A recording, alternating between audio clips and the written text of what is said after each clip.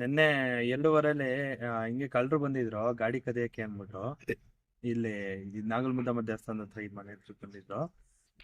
ಅವ್ರು ಬಂದು ಗಾಡಿ ಗಾಡಿ ಹ್ಯಾಂಡ್ಲ್ ಬ್ರೇಕ್ ಮಾಡಕ್ ನೋಡಿದ್ರು. ಅಷ್ಟೊತ್ತಿಗೆ ನಮ್ಮ ಅಣ್ಣವರೆಲ್ಲ ನೋಡಿ ಅವ್ರನ್ನ ಅಟ್ಟಾಡ್ಸ್ಕೊಂಡು ಹೋಗಿದ್ದಾರೆ. ಅವ್ರ ಗಾಡಿ ಇಲ್ಲೇ ಬಿಟ್ಬಿಟ್ಟು ಹೋದ್ರು.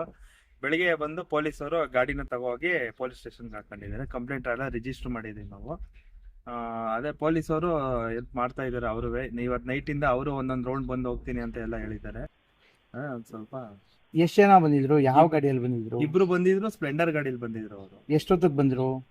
2:15 ಬಂದಿದ್ದು. 2:15 ಬಂದು ಗಾಡಿ ಹ್ಯಾಂಡ್ಲ್ ಮುರಿದು ತಗೋಕೆ ಅಂತ ಟ್ರೈ ಮಾಡಿದ್ರು.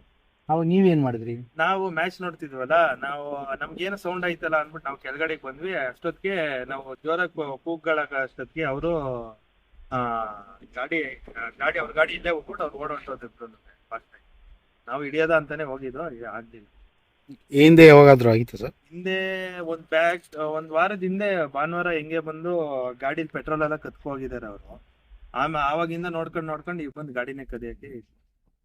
ನಿನ್ನೆ ಅಭಿಷೇಕ್ ಅಂತ. ರಾತ್ರಿ ಎಷ್ಟೊತ್ತಾಗಿರ್ಬೋದು? 2:15 ಆಗಿದೆ.